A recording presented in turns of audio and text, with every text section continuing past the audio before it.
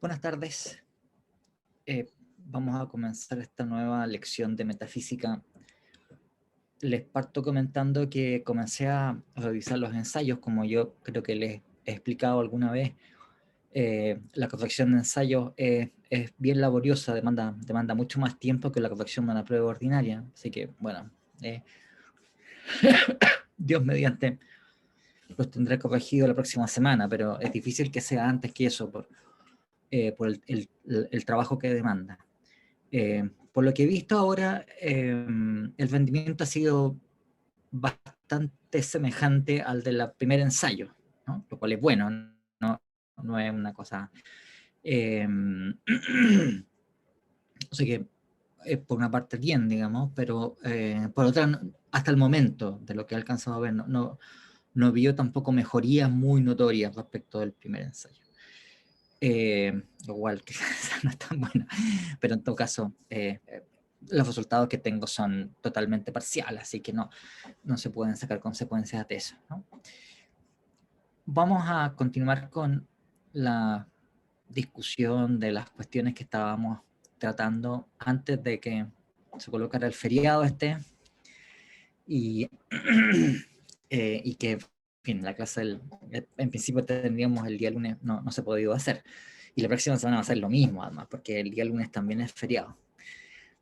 Estábamos conversando, ustedes recordarán, acerca del problema de fundación para el presentismo. O sea, en una concepción de acuerdo a la cual lo único que existe es el presente, o sea, estados de cosas, objetos, etcétera, que existen en el único instante de tiempo existente, que está cambiando siempre, pero es el único existente.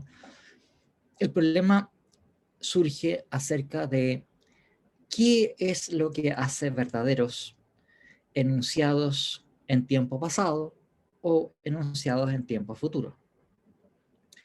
Dado que nuestras intuiciones en general respecto del pasado son mucho más firmes que respecto del futuro, este problema es especialmente importante respecto de los enunciados en tiempo pasado. Respecto al futuro también uno podría plantearlo, pero son o resultan de entrada menos urgentes que respecto al tiempo pasado.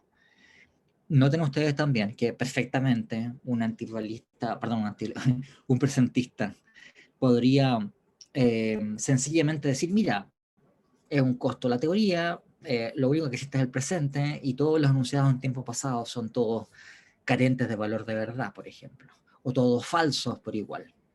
Si ustedes recuerdan las cosas que comentamos a comienzo del semestre, algunos filósofos en áreas como, qué sé yo, la ética o las matemáticas, de hecho han sostenido cosas de ese estilo. O sea, en vez de sostener una concepción antirrealista de esos dominios de entidades, han sencillamente dicho, mira, no hay hechos de ningún tipo y punto, digamos, y no hay más que hablar, ¿no? Pero yo no conozco ningún presentista que haya sostenido una cosa de ese estilo. Es una posibilidad sistemática, pero yo digo que yo sepa, no conozco a nadie que haya hecho una cosa así. Y hemos estado viendo distintas maneras en que un presentista podría contestar este problema de manera de ofrecer algo que haga de verificador o de truth maker de enunciados en tiempo pasado. Insisto, esto que vale para el tiempo pasado también es aplicable al tiempo futuro, pero bien, nos concentramos en el tiempo pasado sencillamente porque se trata de una cuestión que resulta mucho más intuitiva para cualquier persona. Hablamos sobre una concepción antirrealista respecto del pasado. Hemos hablado acerca de una propuesta de asignar condiciones de verdad a los enunciados en tiempo pasado debido a los hechos presentes y leyes naturales deterministas, con todas las limitaciones que esto trae consigo. Y lo último de lo cual estábamos hablando es esta manera que se ha propuesto para asignar condiciones de verdad y truth makers o verificadores para enunciados de tiempos pasados, en donde los tiempos pasados son representados de una manera análoga a cómo se han pretendido representar los mundos posibles en teorías actualistas. Recuerden ustedes que en metafísica modal, o sea, metafísica acerca de la posibilidad y lo que es necesario, posible, imposible, etc., ¿no?, se denomina actualista a aquellas teorías que sostienen que el único mundo concreto es el mundo actual y que los mundos posibles, aunque se habla de mundos posibles y se cuantifique sobre mundos posibles, o sea, se digan cosas como hay al menos un mundo posible en donde bla, bla, bla, o para todos los mundos posibles vale que bla, bla, bla, o no para todos, o para todos no vale, etc., ¿no? Lo que son los mundos posibles son representaciones abstractas de cómo podrían ser las cosas, y que se encuentra fundada en entidades existentes actualmente. Entonces, ahora, te das cuenta que hay cierta analogía con el presentismo, porque el presentismo dice que el único tiempo que existe es el presente, y los otros no. Bueno, el actualista sostiene que el único mundo concreto es el mundo actual. Y cuando habla de mundos posibles, los mundos posibles son algún tipo de estructuración abstracta. Por ejemplo, conjuntos de proposiciones, pero hay otras, digamos, combinatorias de objetos y propiedades, propiedades universales estructurales máximas, que es la tesis que yo he defendido por la más. Bueno, entonces, la idea que ha sido propuesta, yo me estaba fijando en la propuesta de Born, el 2006, es entender los mundos los tiempos pasado y tiempos futuros como también construcciones abstractas de un cierto tipo, ¿no?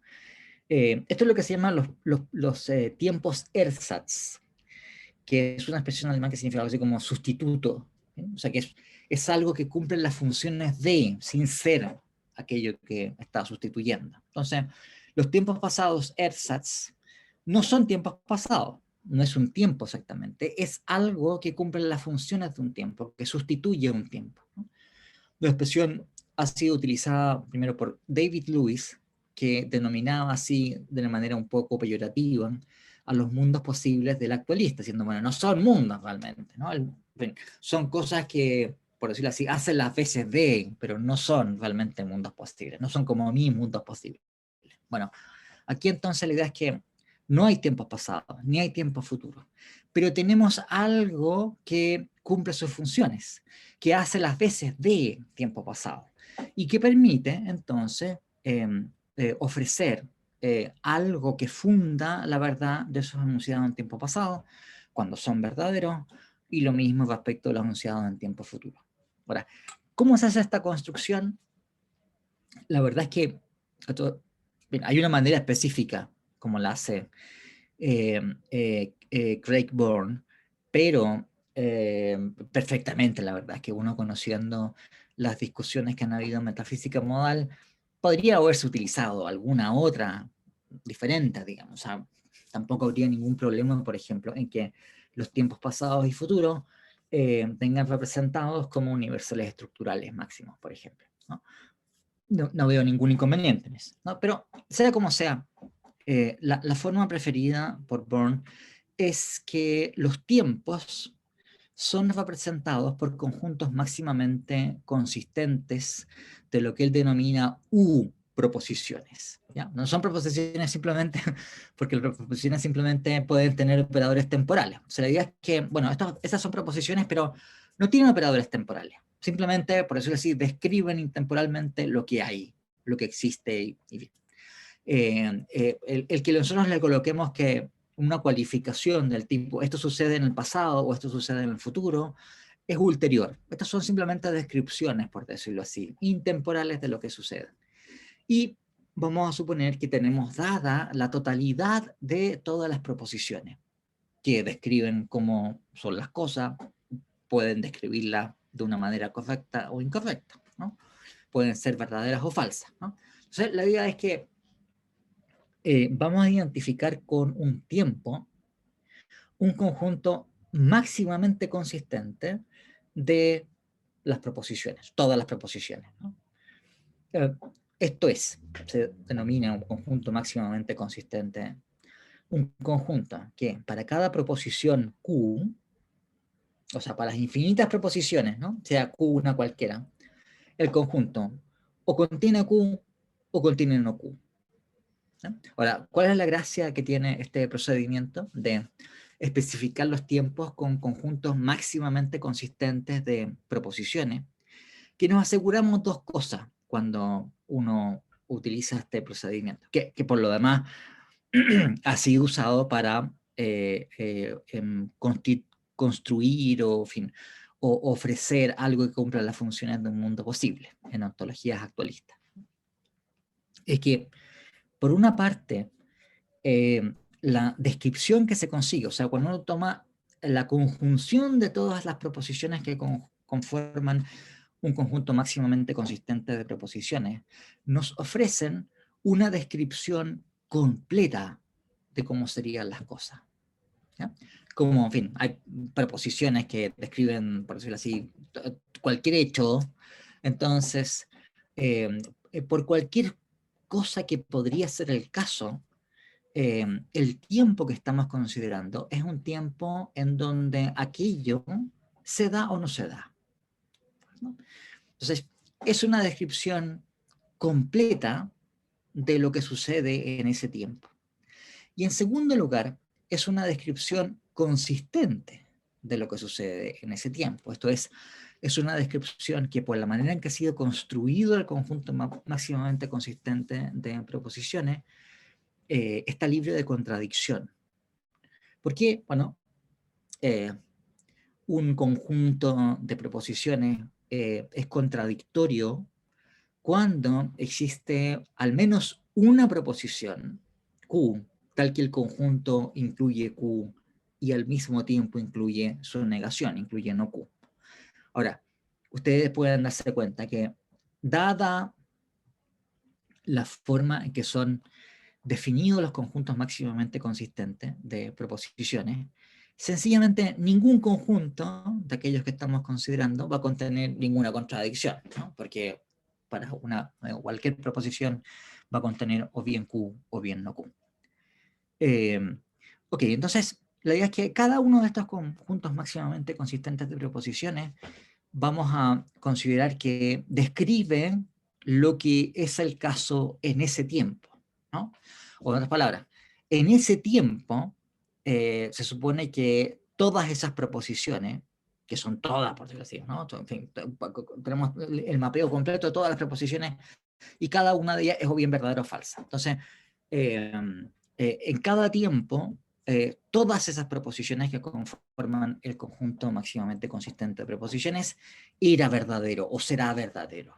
¿Ya? Solamente que no tenemos, por decirlo así, el hecho con la totalidad de hechos concretos que suceden, sino que tenemos las proposiciones que describen el darse de esos hechos, ¿no? Y el conjunto de proposiciones, entonces, es lo que cumple las funciones de ser el tiempo.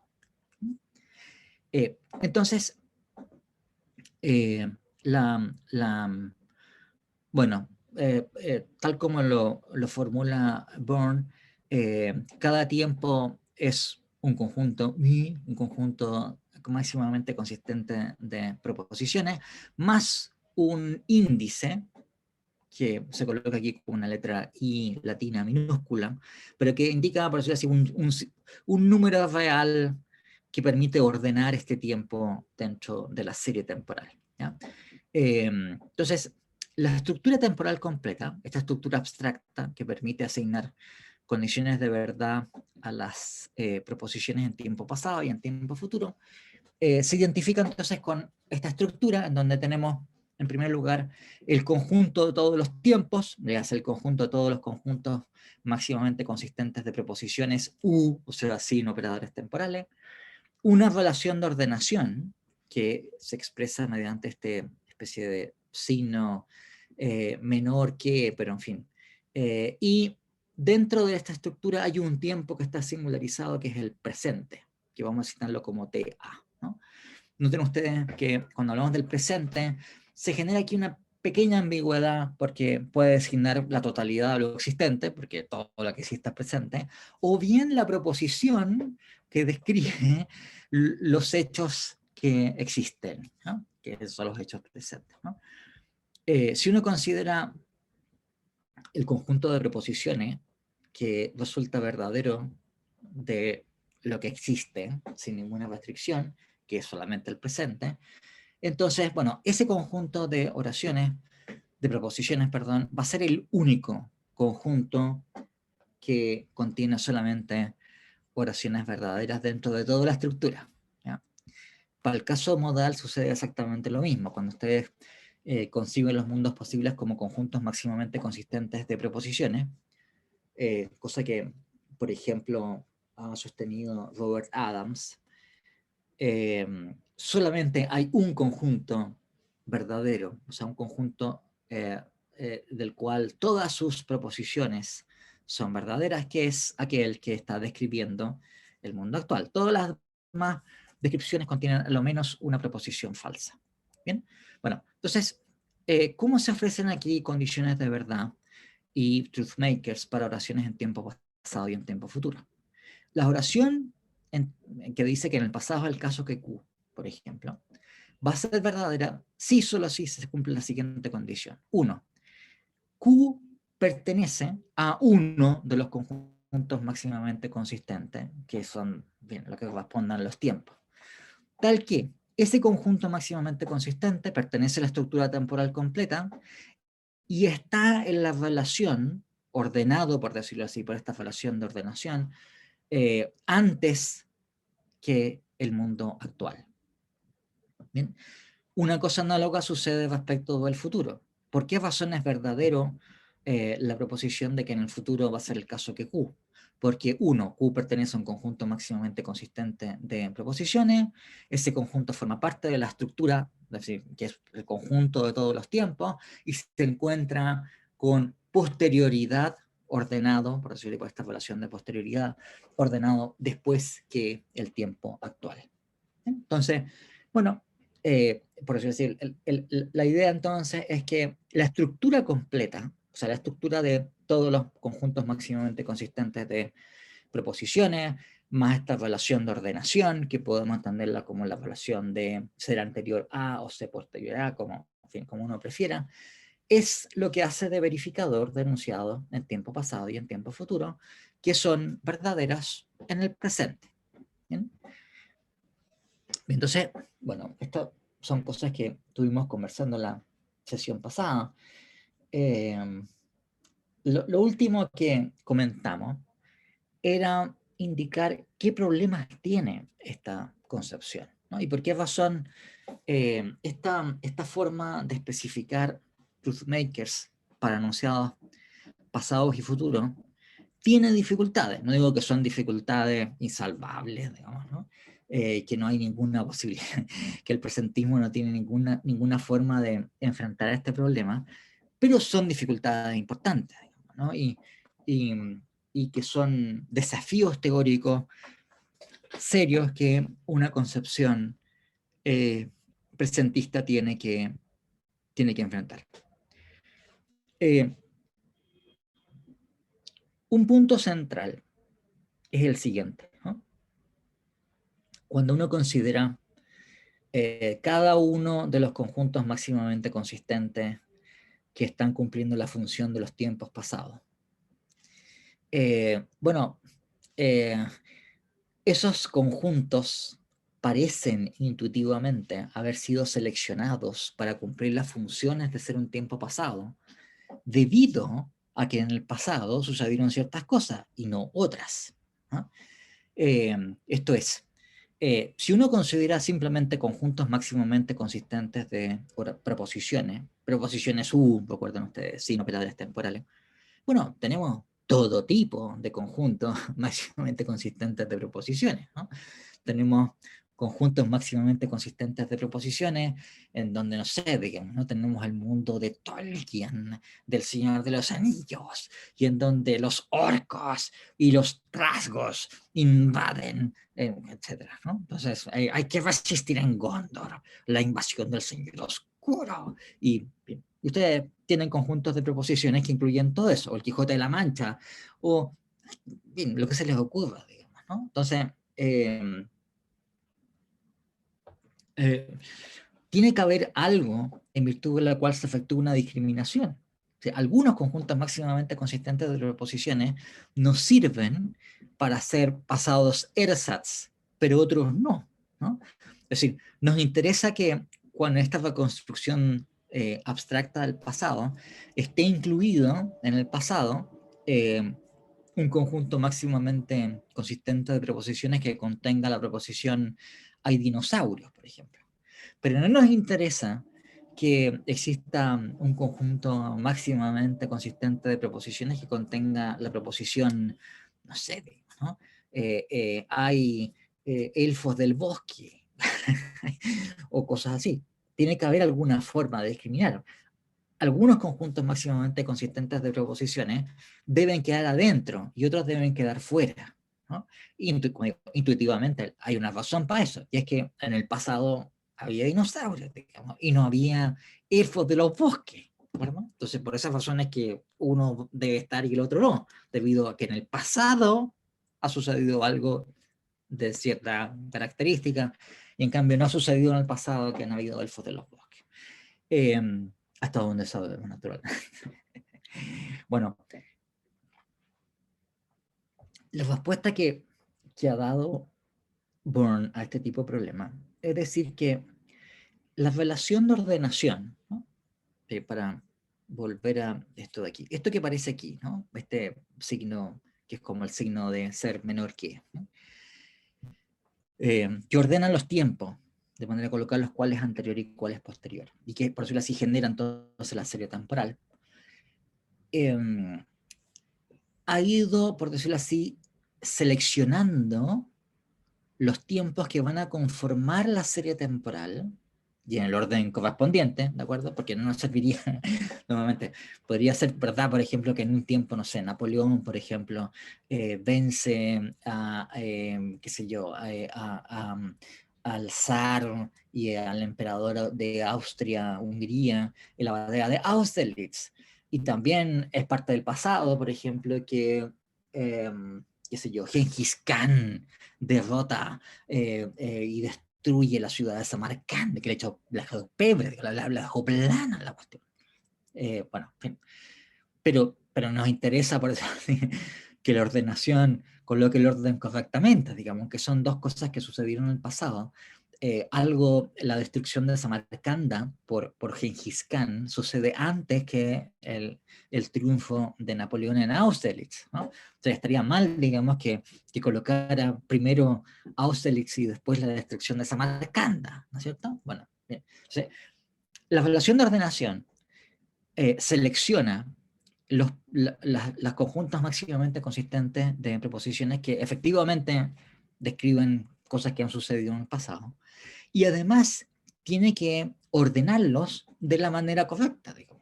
Bueno, la idea sería que a medida que ha ido pasando el tiempo, pues en un tiempo pasado algo era presente, después eso dejó de ser presente y otros hechos llegaron a ser presentes. Entonces, por decirlo así, a medida que ha ido avanzando el tiempo, a medida que distintos, por decirlo así, con hechos totales, digamos, o conjuntos de hechos o sumas de hechos han llegado a ser presentes, eh, eh, se van seleccionando los conjuntos de proposiciones que describen el darse de esos hechos como parte de la secuencia.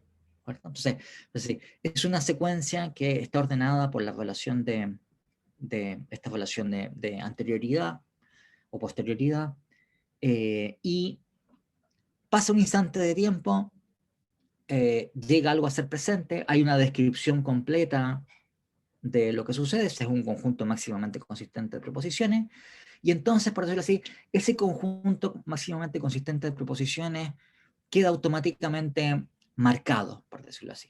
Marcado como algo posterior al que estaba inmediatamente antes. Y después eso deja de existir porque naturalmente llegan a otro tipo de hechos, llegan a ser presentes, pero ya quedó marcado este conjunto máximamente consistente de preposiciones como parte, por decirlo así, de la serie temporal, y en un cierto orden, además, en la serie temporal. O sea, con posterioridad a tales o cuales otros tiempos, y con anterioridad a tales y cuales otros tiempos. Esa es la idea de Bourne.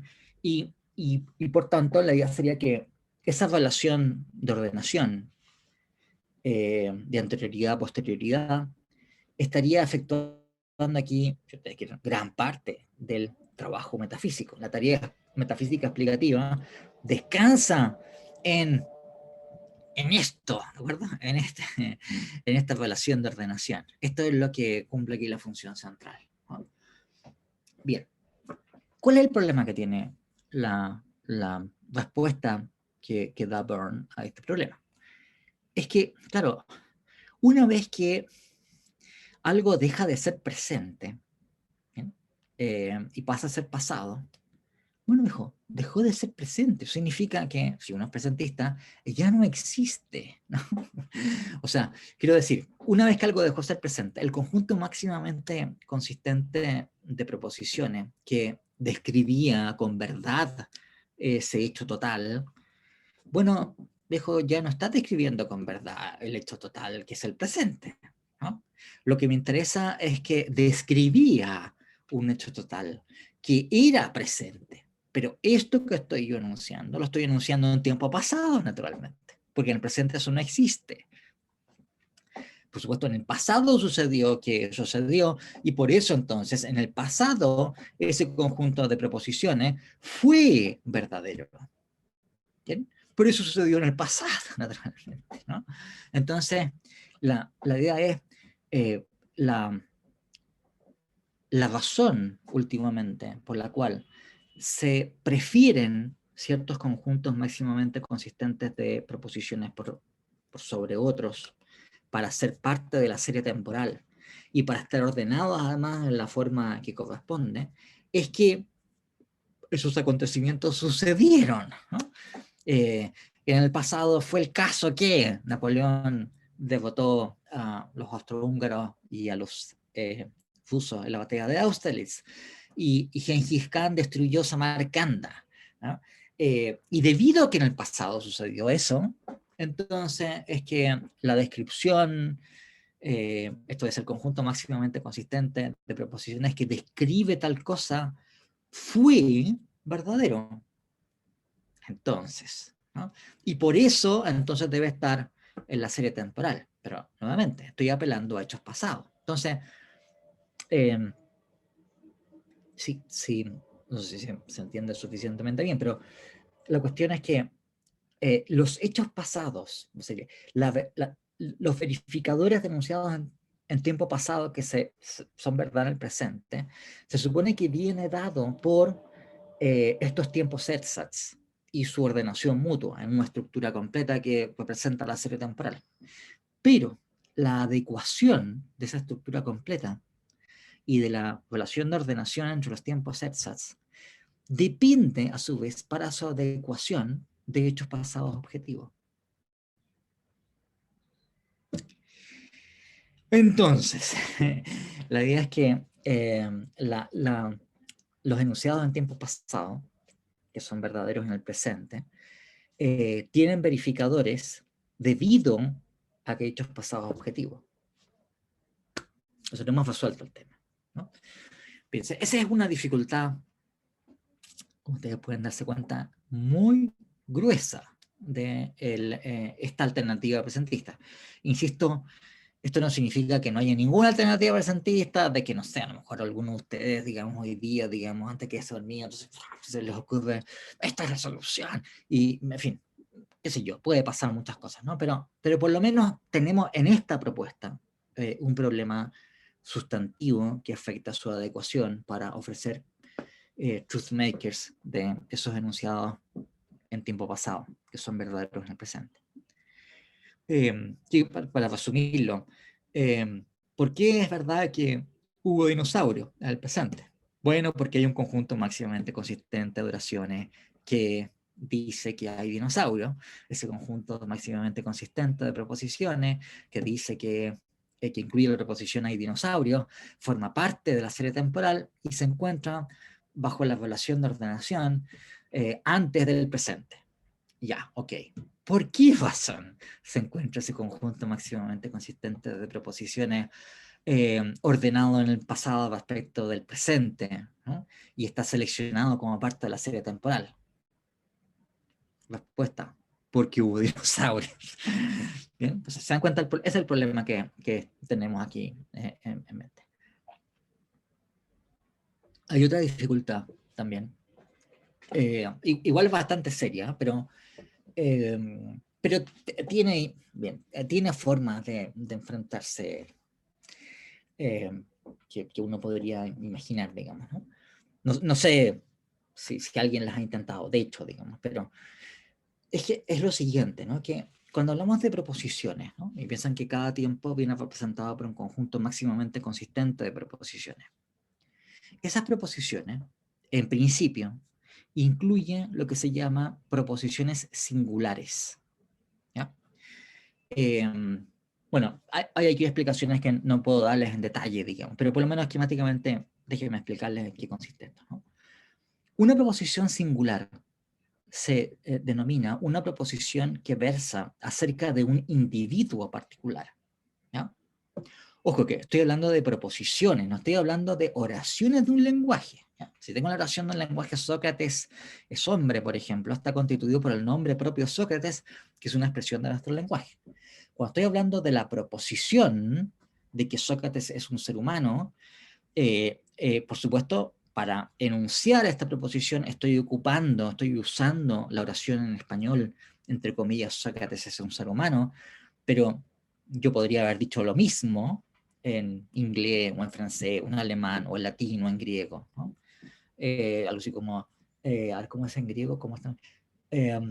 Sócrates anthropos estin, o sencillamente Sócrates anthropos, ¿ya? En griego, etcétera. Asunto que hay un contenido que estoy yo anunciando cuando anuncio que Sócrates es un ser humano, o que Sócrates es un hombre. Bueno, la proposición, insisto, no es lo mismo que el enunciado lingüístico, el conjunto de términos o ruidos o fonemas y grafemas de un lenguaje natural, incluye a Sócrates. O sea, es un contenido que versa sobre Sócrates, el individuo Sócrates, ¿no? Es por decirlo así, cuando uno piensa en la preposición singular Sócrates es un hombre, está constituida la preposición con la propiedad de ser un ser humano, y por Sócrates, ¿ya? El mismo individuo, ¿no? Ahora, ¿cuál es la cuestión aquí? ¿No? Que la proposición Sócrates es un ser humano, es una proposición, es una entidad que depende ontológicamente de Sócrates. O sea, si Sócrates no existiese, la proposición Sócrates es un ser humano no existiría, porque, como digo, la proposición incluye al individuo Sócrates. Si Sócrates no existe, no hay proposición que dice que Sócrates es un ser humano. ¿Okay? Entonces, piensen ustedes que respecto a todos los individuos que existieron en el pasado, lo mismo vale para todos los individuos que existirán en el futuro, las proposiciones singulares acerca de esos individuos, y no importa que sean verdaderas o falsas, son proposiciones que dependen ontológicamente de esos individuos. Por tanto, si esos individuos no existen, no hay preposiciones. O sea, la idea sería más bien esta, ¿no? Si tengo yo la proposición Sócrates, perdón, bueno, voy a colocarlo con Napoleón. Napoleón venció en la batalla de Austerlitz, ¿ya? Bueno, Austerlitz también es un nombre propio que designa un lugar, que bueno, tendría que ser... bueno, esta proposición es una proposición singular que depende ontológicamente de Napoleón, pero no hay Napoleón. Solamente está el hecho presente y Napoleón no existe, ¿de acuerdo? Napoleón existió en el pasado, ya bueno, pero justamente de eso es lo que queremos dar cuenta. Entonces, la proposición Napoleón vence la batalla de Austerlitz es una proposición que depende ontológicamente de Napoleón, y no hay Napoleón. Entonces, no basta con decir aquí que cada tiempo va a ser representado por un conjunto máximamente consistente de proposiciones, porque el problema que surge aquí es que no vamos a tener proposiciones sencillamente, ni siquiera falsas acerca de Napoleón. Por tanto, el pasado respecto de Napoleón es como que lo vamos a perder, ¿no? Desaparece. Por supuesto, hay un pasado que uno puede constituir con proposiciones máximamente consistentes del tipo hay un general francés de origen corso que hizo bla, bla, bla y se enfrentó con... Sí, pero no hay hechos sobre Napoleón singularmente. ¿Okay? Bueno, este es un segundo campo de problema que surge por una teoría presentista que pretenda reconstruir el pasado de esta manera que ha sido intentada por Bourne. ¿Bien? No sé si tiene alguna pregunta, como siempre, formúlenla con toda confianza. La última alternativa que quiero yo conversar con ustedes para resolver este problema de fundación del presentismo es la que surge y que ha sido denominada en la literatura como lucrecianismo. Creo que les comenté. ¿Por qué razón se llama así? Hasta donde sé es por Lucrecio, que habría dicho una cosa en este sentido en su famoso poema De Rerum Natura, que es una obra epicúrea, creo que es como el siglo II antes de Cristo, que fue escrita en latín y en verso por Lucrecio. ¿Ya? Ahora, le he preguntado a colegas que son especialistas en filosofía helenística y me dicen que no tienen ni idea. Así que bueno, no sé, digamos, si sea así o no. Pero en todo caso, se llama así, lucrecianismo. Entonces, la idea del lucrecianista, ¿okay? Y el cual esta posición en particular fue propuesta por John Bigelow en un artículo del año 88.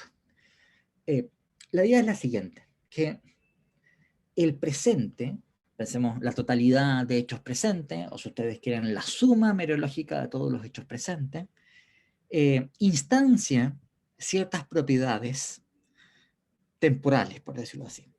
Propiedades que hacen que el presente sea un verificador adecuado para todos los enunciados en tiempo pasado, todas las proposiciones en tiempo pasado que de hecho son verdaderas y todas las proposiciones en tiempo futuro que de hecho sean verdaderas. Ahora, ¿cuáles son esas propiedades que instancia el presente? Son propiedades como ser tal que en el pasado hubo dinosaurios. ¿Ya? Entonces, la idea es que lo que hace de verificador, de truth maker, de la proposición hubo dinosaurios, es que el presente tiene una cierta, por decirlo así, cualidad o característica, una cierta propiedad de ser tal que en el pasado hubo dinosaurio.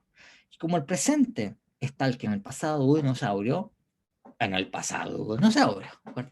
Y eso es el verificador de todos los enunciados en tiempo pasado. Entonces, el presente es un presente que no solamente, por decirlo así, está constituido por las cosas que de hecho suceden en este tiempo, sino que también incluye, por esta vía, porque instancia un montón de propiedades, tiene, por decirlo así, un montón de características que son características que están temporalmente tendidas a especificar lo que ha sucedido en el pasado y lo que va a suceder en el futuro. ¿Bien? Y esas características del presente, que son tan complejas como haya sido el pasado y como será el futuro, son el verificador de enunciados en tiempo pasado y enunciados en tiempo futuro. Entonces, repito, ¿cuál sería el verificador de la proposición hubo dinosaurio? Es el presente. ¿Por qué? Porque el presente tiene la propiedad de ser tal que en el pasado hubo dinosaurio. ¿Bien?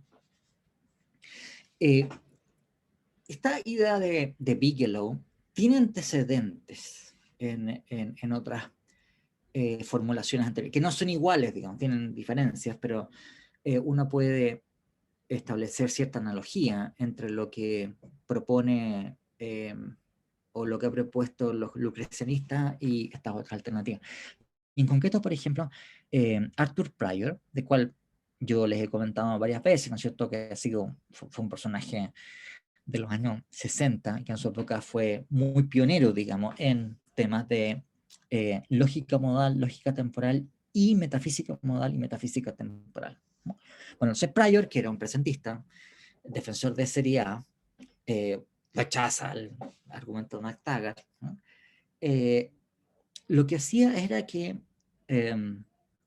los tiempos, en vez de construirlos de la forma que hemos visto ahora, así como conjuntos máximamente consistentes de preposiciones u preposiciones que no incluyen operadores temporales, definía los tiempos como proposiciones maximales, ¿no?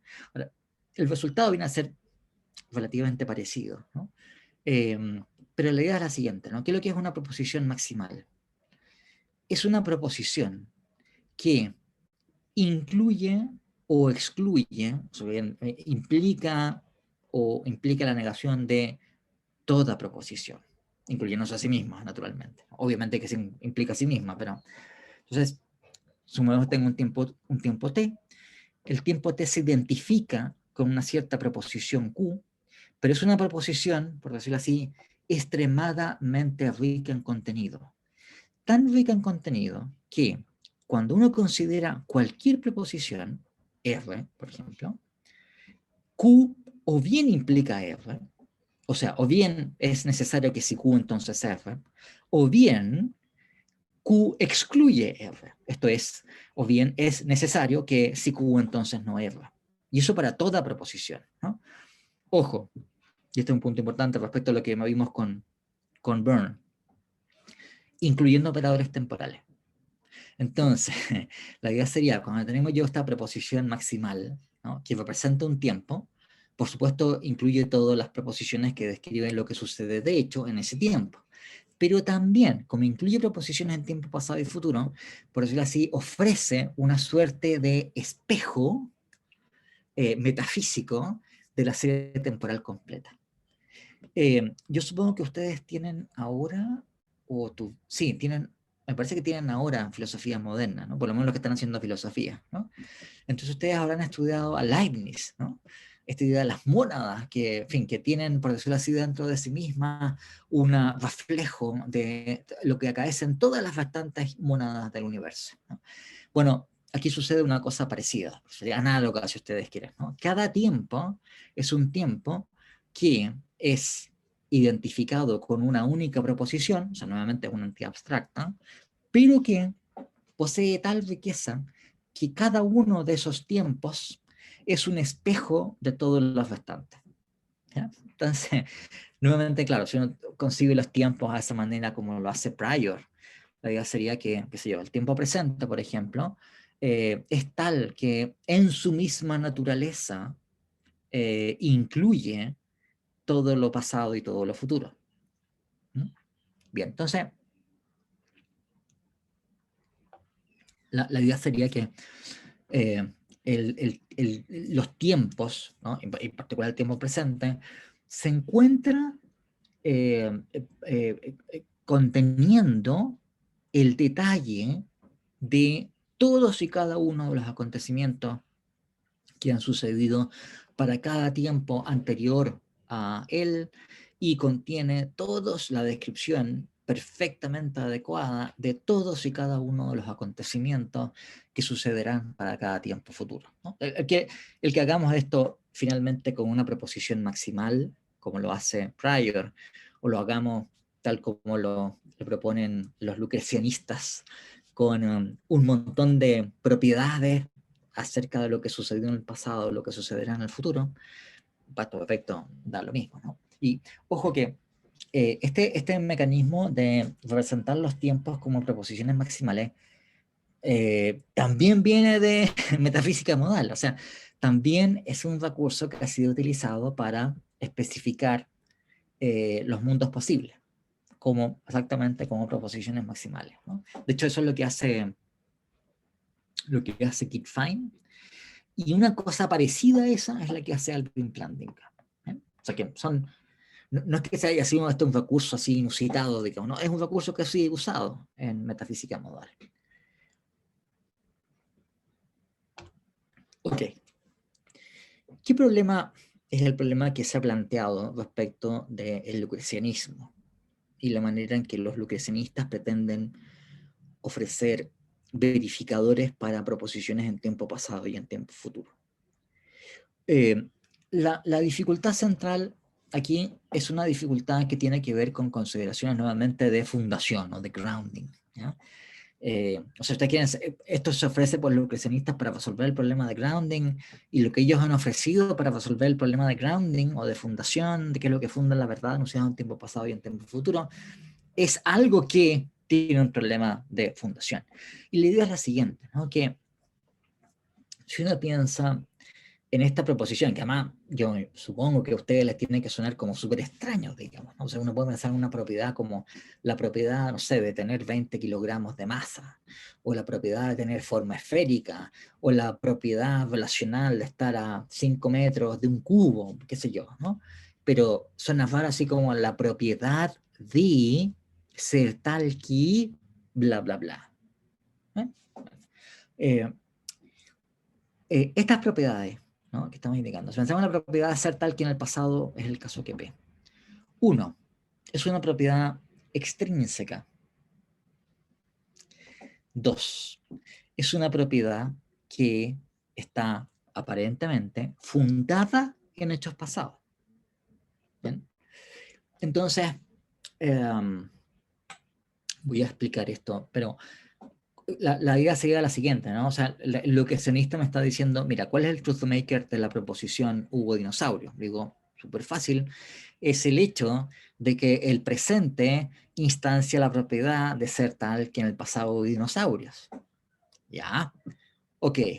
¿Y por qué?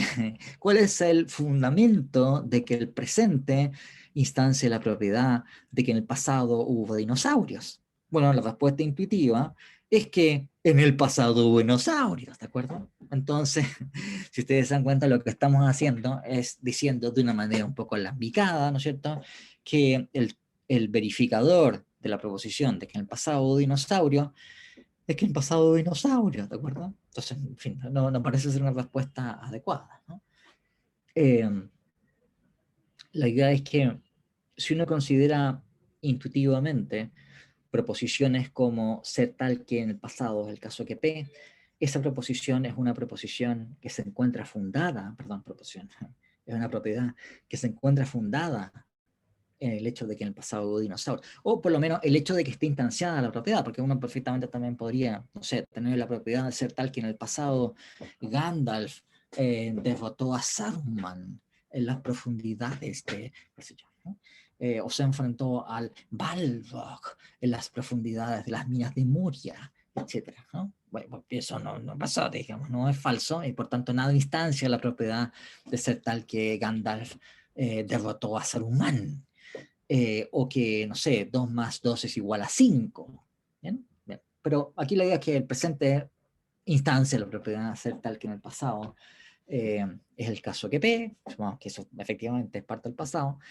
La idea entonces es que el hecho de que el presente instancia esa propiedad está fundado intuitivamente en que en el pasado fue el caso que P. No al revés. No es que en el pasado fue el caso que P, porque el presente instancia la propiedad de ser tal que en el pasado es el caso que P. ¿Bien?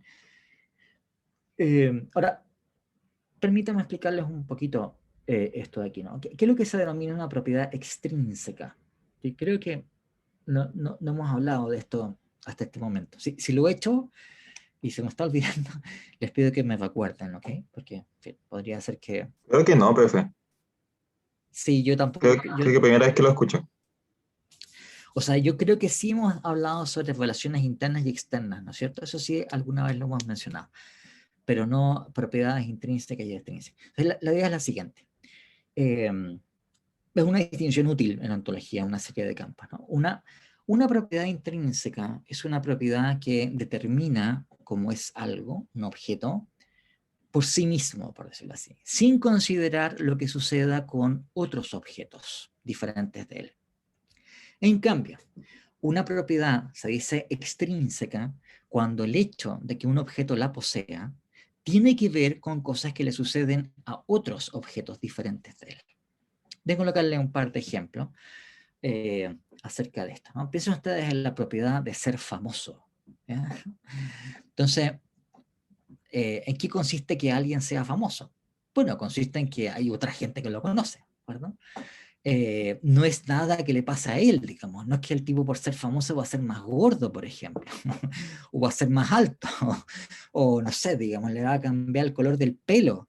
No, no, él va a ser el mismo tipo, digamos, ¿no? Pero el que sea famoso tiene que ver con estados mentales de otras personas, ¿no? Hay un famoso ejemplo eh, que da Peter Hitch acerca de esto. Él habla de cambios, ¿ya? Algunos cambios que son cambios en propiedades extrínsecas por oposición a los cambios en las propiedades que no son extrínsecas, sino que son intrínsecas, ¿no? Entonces, eh, el ejemplo de Git es, piensen en el cambio que implica que sube el precio de la mantequilla en Cambridge. Pues eso se llaman los cambios Cambridge en la literatura. ¿Ya? Pero es por esto. Bueno, ¿qué es lo que es el precio de un objeto? Bueno, no es nada el objeto, ¿no? No es que si la mantequilla es más cara en Cambridge, o donde sea, digamos, ¿no? Eso no tiene que ver con la mantequilla, no es que la densidad de la mantequilla, que el sabor que la mantequilla, no tiene que ver con, no sé, el grado de escasez de la mantequilla respecto a lo que la gente quiere comer mantequilla, ¿sabes? No tiene que ver con la mantequilla en sí misma, tiene que ver con otras cosas diferentes de la mantequilla. ¿Okay? Bueno, eso es típicamente una propiedad extrínseca, ¿no? Entonces, de acuerdo, siguiendo el ejemplo de Kitch, se denomina un cambio Cambridge, un cambio en propiedades extrínsecas, ¿ya? Como pasar de ser conocido a no ser conocido, ¿de acuerdo? Cosa que puede afectar a un individuo que está muerto, por ejemplo. Entonces puede ser decir, mira, Frege se ha hecho muy popular. Bueno, pero Frege se murió, digamos, ¿no? Ahora, ¿en qué sentido? Bueno, porque hay más gente estudiando Frege ahora de la que había antes, no sé, ¿no?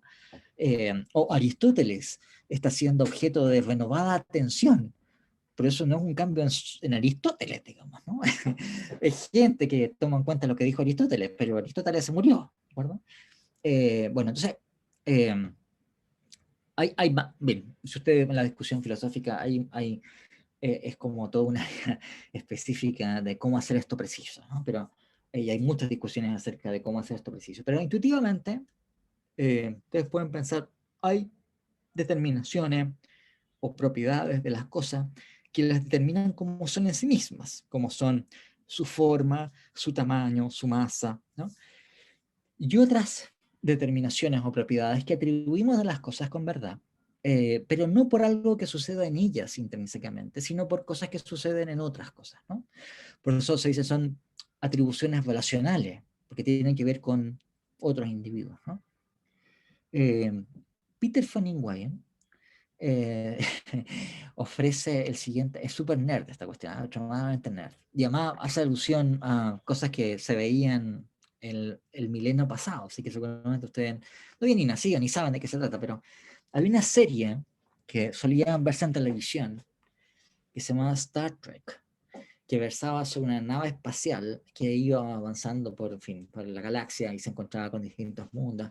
Entonces en Star Trek, y perdón que les cuente estas cosas de, en fin, de televisión antigua, digamos, como digo, del milenio pasado, en Star Trek había una máquina para teletransportarse. Entonces la idea es que esta máquina, no se subía a la máquina y la máquina entonces hacía una copia física exacta a nivel subatómico del sujeto, es súper materialista además en su concepción de que es una persona. Y entonces al lugar a donde uno se va a transportar, hace una copia exacta, una réplica física exacta del individuo en ese punto. Entonces la idea es que, por decirlo así, cualesquiera que sean los estados mentales que tenía el individuo y los recuerdos que tenía hasta ese instante en que se hizo su copia exacta, los va a preservar en el lugar donde se hace su réplica física exacta. Entonces, eso le llaman ellos teletransportarse porque es una forma de moverse de un lugar a otro, ¿no? En fin, además hay un montón de discusiones acerca de esto sobre temas de identidad personal, porque hay mucha gente, yo me incluido, que digo, no, viejo, te transportaron, te mataron, viejo. Te llevaron la copia y ese gallo que está ahí es otro tipo, no eres tú. Entonces cada vez que te metiste en la máquina de teletransportación no es un método para transportarte a ninguna parte, te están matando, viejo, etcétera. También da lo mismo, ¿no? Pero lo que dice Fanning Wagen es que cuáles son las propiedades intrínsecas. Por eso que es un ejemplo súper nerd este, ¿eh? Dice, bueno, viejo, son las propiedades que se preservan después de una teletransportación. Eso es, ¿no? Las propiedades, en cambio, que no se... Porque a uno le pueden transportar a un lugar donde uno no es famoso, por ejemplo, ¿verdad?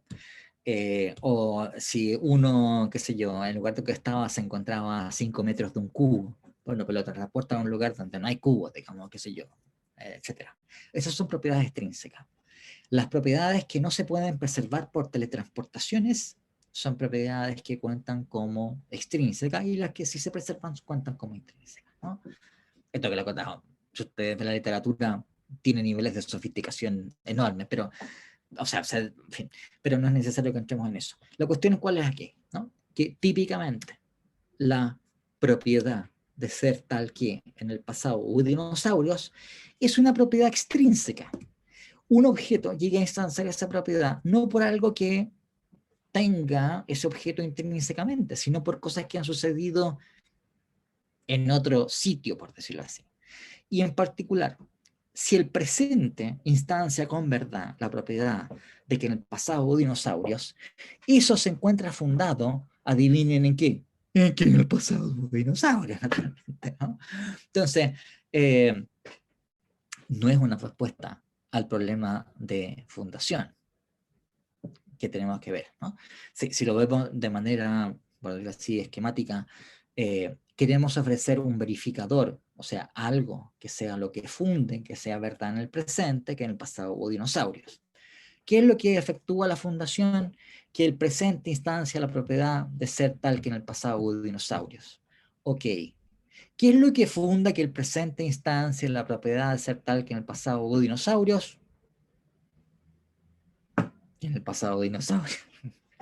Bien, entonces no es respuesta al problema de fundación que estamos considerando.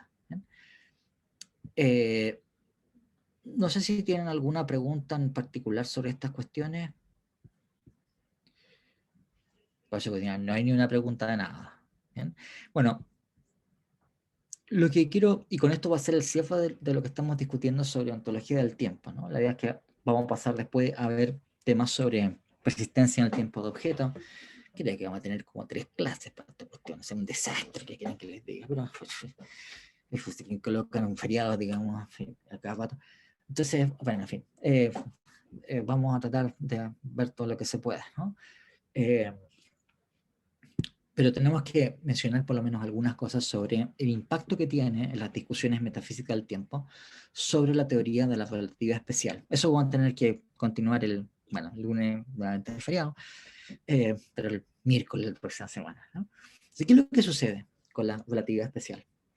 Que de acuerdo a la teoría de la relatividad especial, por supuesto la relatividad general también sostiene esto, pero incluye una serie de complicaciones, ¿no es cierto?, en la relatividad general, pero en esto pues, descansa en lo que viene descrito en la teoría de la relatividad especial.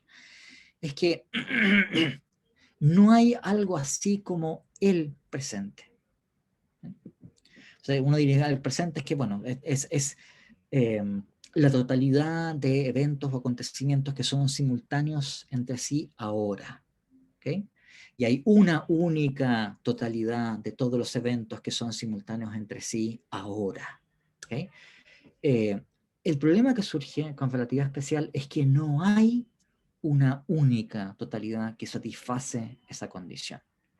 Si yo considero un evento que, por decirlo así, fijado desde el punto en que yo me encuentro, es simultáneo con este tiempo en que yo me encuentro, y considero algo que sea simultáneo a ese evento que es simultáneo desde mi perspectiva, ese evento no tiene por qué ser simultáneo con mi tiempo, ¿de acuerdo? Designamos el tiempo que me encuentro yo, el tiempo T1, y en fin, a cierta distancia hay un cierto tiempo 2 que cuenta como simultáneo con T1, y hay un cierto tiempo 3 que cuenta como simultáneo respecto de T2. Bueno, ese tiempo T2 no cuenta como simultáneo de T1. Es más, ni siquiera puedo yo suponer que desde la perspectiva de T2 el tiempo T1 va a ser simultáneo con T2. ¿Okay? Ahora, ¿cuáles son los temas centrales que están aquí incidiendo en este resultado, que hoy día en física es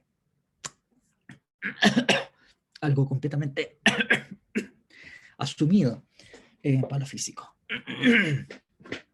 Hay dos consideraciones centrales, o sea, en realidad más, pero por chuta, estamos a la hora. Le voy a hacer el cuadrito entonces.